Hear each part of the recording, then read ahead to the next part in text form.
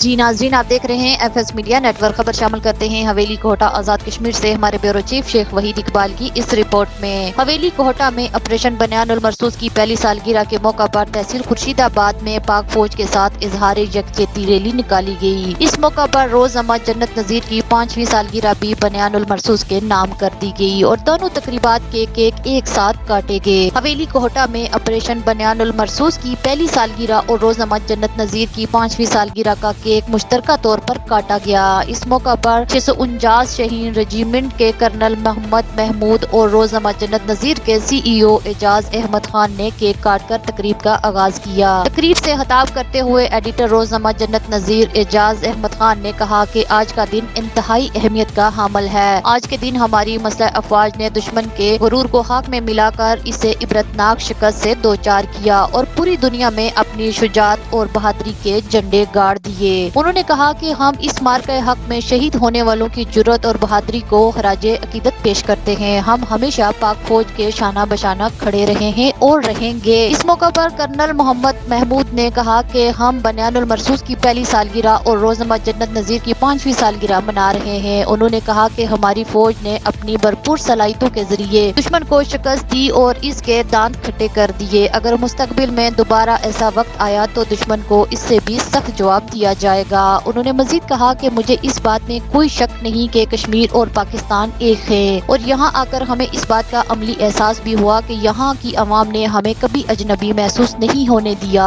اس لیے ہم خود کو ایک جان اور دو قلب سمجھتے ہیں۔ کرنل محمد محمود نے میڈیا نمائندگان کا شکریہ ادا کرتے ہوئے کہا کہ بنیان المرصوص کی پہلی سالگرہ کے ساتھ روز احمد جنت نذیر کی 5ویں سالگرہ منانا ہمارے لیے بھی اعزاز کی بات ہے۔ تقریب کی اسٹیج سیکرٹری کے فرائض امان اللہ خان، ڈسٹرکٹ رپورٹر روز احمد جنت نذیر نے سر انجام دیے۔ تقریب میں صدر ڈسٹرکٹ ایوب پریس کلب شیخ وحید اقبال، سید حماد الحسنین بخاری، شیراز طفیل کیانی، سید نثار حیدر بخاری، سعد بخاری، جنت نذیر مارکیٹنگ کے مینیجنگ ڈائریکٹر جاوید خان، طاہر خان، الطاف شاہ سمیت سول سوسائٹی کے افراد نے شرکت کی۔